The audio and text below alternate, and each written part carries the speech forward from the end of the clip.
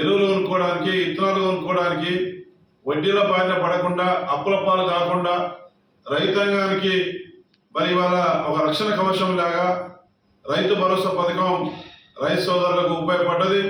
రైతు సోదరులందరూ కూడా ఇవాళ చాలా సంతోషంగా, ఆనందంగా పండుగ జరుపుకుంటా ఉన్నారు.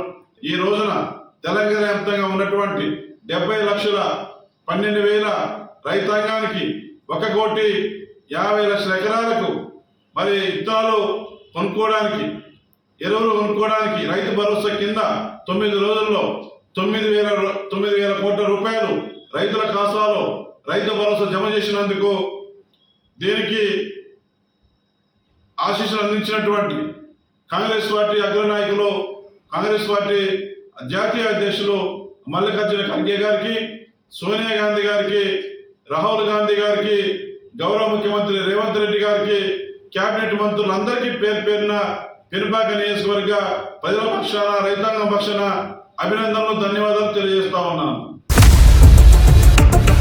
ఇండియా పాకిస్తాన్ ఉద్రిక్తతలపై లేటెస్ట్ అప్డేట్స్ కోసం డౌన్లోడ్ చేసుకోండి RTV లైవ్ యాప్.